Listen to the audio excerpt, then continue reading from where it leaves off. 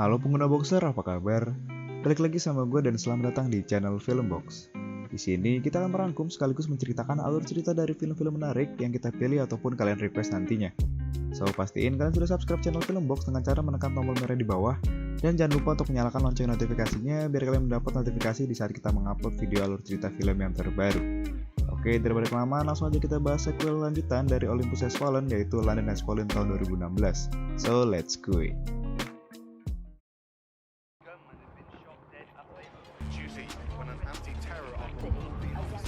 Di awal film, kita akan melihat sebuah mobil sedan hitam yang sedang menuju ke suatu tempat.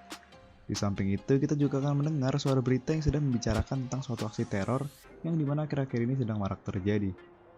Dalam berita tersebut disebutkan bahwa aksi tersebut kemungkinan adalah ulah seorang pemasok senjata terkenal yang bernama Amir Barkawi. Kemudian mobil sedan hitam tersebut telah sampai di suatu tempat yang berbentuk seperti sebuah benteng atau istana. Di sana keluar seorang laki-laki yang dimana ia adalah anak dari Amir Barkawi. Ternyata ia sedang menghadiri acara pernikahan adik perempuannya, dan juga di sana terlihat ada seorang Amir Barkawi yang datang ke pesta tersebut. Tanpa diketahui, ternyata ada seorang mata-mata yang menginfokan bahwa Amir Barkawi berada di lokasi tersebut. Kemudian secara tiba-tiba ada sebuah drone yang terbang mengarah ke istana yang kemudian menjatuhkan sebuah bom. Keluarga besar serta putri Amir Barkawi pun langsung menjadi korban dari insiden tersebut.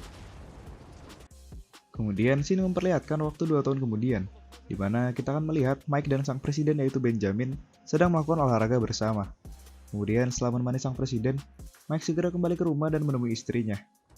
Pada scene ini kita akan mengetahui bahwa sebentar lagi Mike akan memiliki seorang anak. Kemudian Mike menuliskan sebuah surat yang berisi pengunduran dirinya menjadi pengawal presiden. Namun sepertinya Mike masih belum sepenuhnya yakin untuk melakukan keputusan tersebut. Scene berlanjut ke Gedung Putih, di mana sang presiden mendapat telepon yang mengabarkan bahwa Perdana Menteri Inggris telah meninggal dunia. Dikarenakan Amerika dan Inggris adalah sekutu, Inggris pun mengundang Amerika beserta 28 sekutu lainnya untuk datang ke pemakaman Perdana Menteri di Inggris. Mike yang telah kembali menjadi pengawal pribadi presiden pun dipanggil ke Gedung Putih dikarenakan presiden ingin mengetahui rencana apa yang akan dilakukan Mike untuk pengamanan dirinya di Inggris nanti. Setelah semua dirasa matang, mereka pun bersiap untuk berangkat ke Inggris. Kemudian scene memperlihatkan di mana Mike bertemu dengan Alan Trumbull yang dimana kini ia telah diangkat menjadi wakil presiden. Di sana, Alan berkata tentang kesenangan yang pria rasakan saat menarik ikan makarel seberat 70 pon di perairan sekitar Pulau Jekyll. Mike pun tersenyum kemudian segera pergi untuk bersiap menuju Inggris. Saat sampai di rumah, Mike memberitahu istrinya bahwa ia tidak akan pergi begitu lama. Mike terlihat cemas dikarenakan kemungkinan 2 minggu ke depan istrinya Mike akan segera melahirkan. Scene langsung berpindah ke Inggris, di mana markas keamanan Inggris sedang bersiap dikarenakan 28 kepala negara akan segera datang di hari itu. Amerika yang tidak ingin waktu kedatangannya diketahui, diam-diam mempercepat waktu kedatangannya yang ternyata itu adalah rencana dari seorang Mike Banning. Why wasn't I told? Nobody was. That's how you keep it a surprise. Tidak hanya Amerika, beberapa saat setelahnya pun menunjukkan bahwa beberapa kepala negara lainnya telah sampai di tanah Inggris. Semuanya terlihat sangat aman, sampai tiba-tiba ada adegan yang memperlihatkan seorang petugas keamanan yang memasangkan bom kepada salah satu mobil kepala negara. Kemudian, bom tersebut meledak sesaat setelahnya. Dilanjut dengan ledakan bom lainnya yang juga menimpa banyak kepala negara.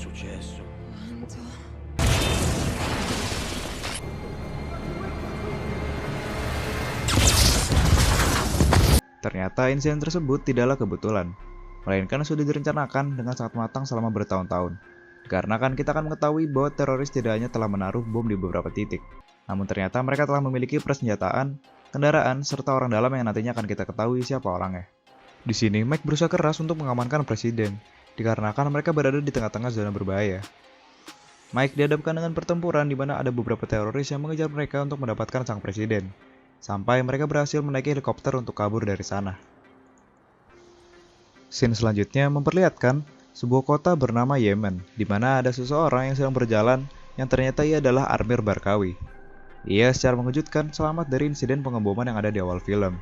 Di sini kita bisa menebak ternyata dalang dari seluruh kejadian mengerikan yang baru saja menimpa Inggris adalah seorang Amir Barkawi. Namun bukan hanya Amir, ternyata anak laki-lakinya pun turut selamat dari insiden pengeboman tersebut. Namun sepertinya ia kehilangan kakinya, terlihat dari dirinya yang sedang duduk di kursi roda. Kemudian, tiba-tiba ia pergi menuju laptopnya yang kemudian ia mematikan seluruh sistem kelistrikan di pusat Inggris, serta meledakkan bom di sebuah tower yang kemungkinan membuat sinyal terganggu. Balik ke Mike Benning, mereka berhasil menaiki helikopter untuk kabur. Namun naas, di gedung-gedung, terdapat orang yang membawa bazooka untuk menjatuhkan helikopter mereka. Satu persatu, helikopter pun tumbang. Sampai pada akhirnya helikopter yang dinaiki Mike, Jacobs, dan juga Presiden pun jatuh.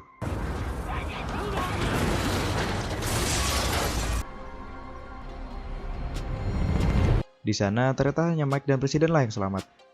Dengan cepat, Mike berusaha membawa Presiden untuk pergi dari sana, dikarenakan Mike mengetahui sudah banyak teroris yang sedang menuju ke arah mereka.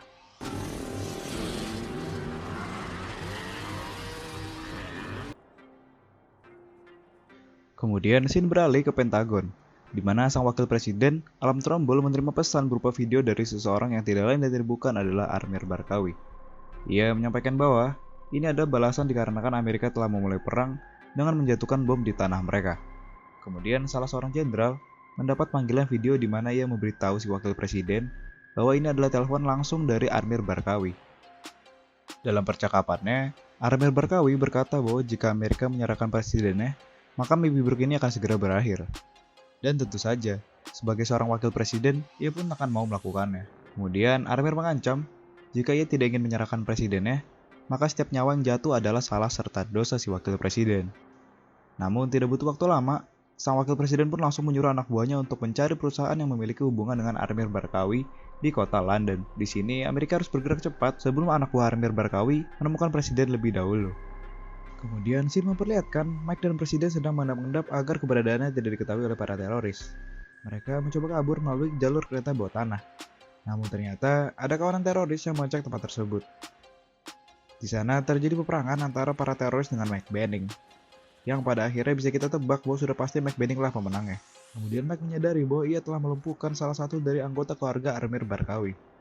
Di sana ia mengambil alat komunikasinya dan kemudian memberitahu orang di radio bahwa ia baru saja melumpuhkan saudaranya, dan kemudian Mike membunuh orang tersebut.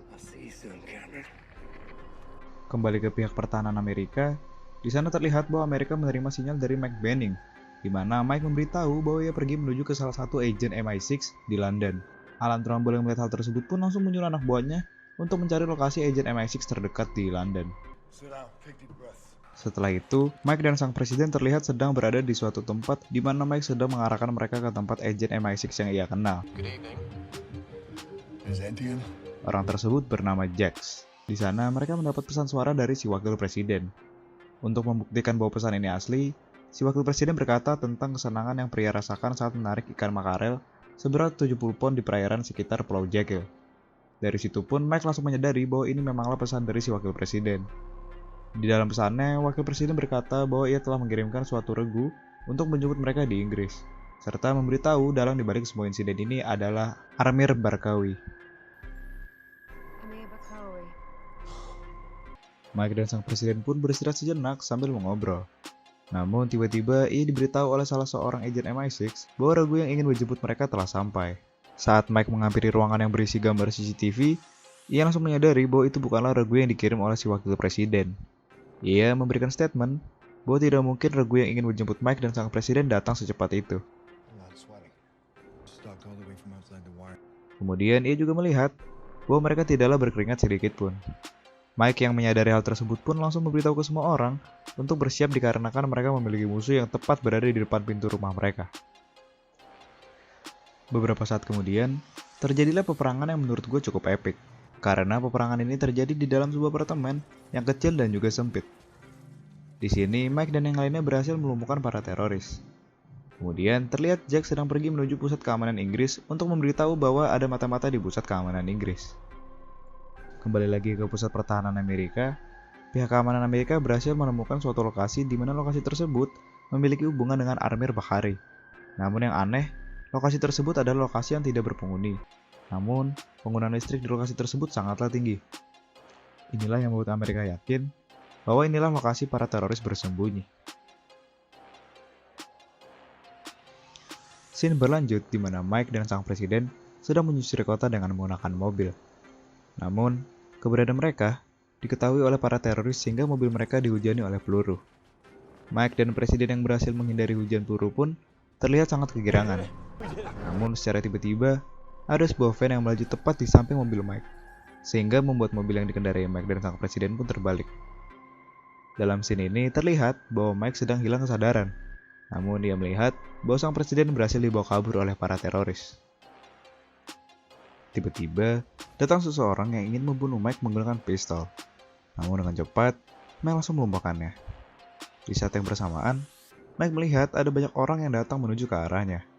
Mike yang terlihat cukup panik pun langsung menanyakan orang yang baru saja ia tembak, di mana lokasi presiden dibawa. Namun ternyata orang-orang yang menuju ke arah Mike adalah regu yang diutus oleh wakil presiden untuk menjemput Mike dan presiden. Mike memberitahu bahwa presiden baru saja dibawa kabur dan mereka akan mengeksekusinya secara live. Kemudian terlihat Jack sedang berada di pusat keamanan Inggris. Ia sedang melakukan sesuatu dengan komputer di sana yang membuat CCTV di pusat keamanan Inggris dapat kembali diakses. Pemimpin di sana pun bingung dan menanyakan bagaimana Jax dapat mengembalikan CCTV di sana. Jax dengan santainya hanya berkata bahwa ia hanya menonaktifkan suatu kode yang membuat sistem CCTV mati. Scene selanjutnya menampilkan bahwa presiden yang telah berada di markas para teroris. Di sana ia diberitahu bahwa ia akan dieksekusi secara live. Namun di sisi lain, regu penyelamat serta Mike telah berhasil mendekati markas para teroris. Mike memiliki rencana di mana ia menyuruh para regu penyelamat untuk mengalihkan perhatian di mana ia akan masuk lewat sisi samping. Pemimpin regu pun setuju, kemudian ia langsung mengarahkan anak buahnya untuk menembaki para teroris selagi Mike menyelinap lewat samping. Kemudian Mike pun berhasil masuk ke dalam markas teroris. Di dalam markas teroris, Mike melumpuhkan satu persatu teroris di sana. Mike juga menaruh sebuah bom di sebuah pipa gas tepat di bawah markas tersebut, yang berguna jika Mike gagal. Sang pemimpin regu pun dengan terpaksa harus meledakkan Mike beserta semua teroris di dalamnya. Namun beberapa saat kemudian, eksekusi mati sang presiden secara live pun baru saja dimulai. Di sana sang presiden terlihat sedang dipukul serta ditendang oleh si teroris. Hingga pada akhirnya, sang teroris memegang sebuah parang di mana ia akan segera mengeksekusi sang presiden. Tiba-tiba, sesaat sebelum presiden dieksekusi, Mike muncul tepat waktu dan melumpuhkan mereka semua.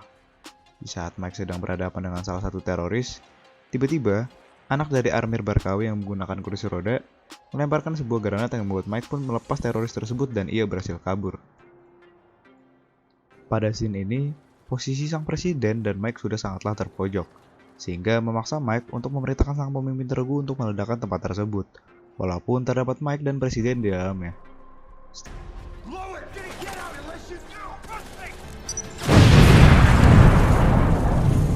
Setelah meyakinkan sang pemimpin regu, ia pun segera menekan tombol yang dimana bom pun meledak.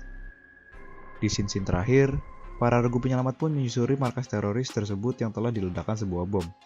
Di sana ternyata mereka menemukan Mike dan sang presiden yang masih selamat. Mereka pun langsung dievakuasi dari sana.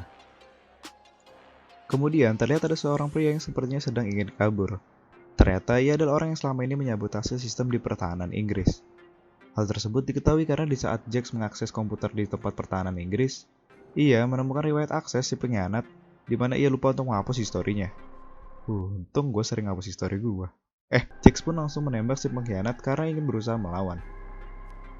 Film ditutup dengan scene di mana Armir Barkawi sedang ditelepon oleh si wakil presiden. Ia menyuruh Armir untuk melihat ke arah langit dan tiba-tiba film pun selesai. Oke, penilaian gue buat film ini adalah 8,5/10. Film ini punya alur cerita yang masih menarik serta memiliki efek-efek yang terasa real banget. Jujur gue kira ini banyak properti yang digunain kayak buat ledakan gitu-gitu, tapi ternyata itu cuma hasil editan VFX doang. Jadi pas gue liat behind the scene-nya ternyata bener-bener ya udah cuma VFX doang gitu. Dan ya gue salut sama editor dan animator film ini, so good job. Dan seperti biasa gue pasti bakalan saranin kalian buat nonton film ini secara full karena emang filmnya bagus banget. Jadi ya biar terasa euforia filmnya tuh lebih dapet lah. So yaudah, sekian video dari alur cerita film kali ini.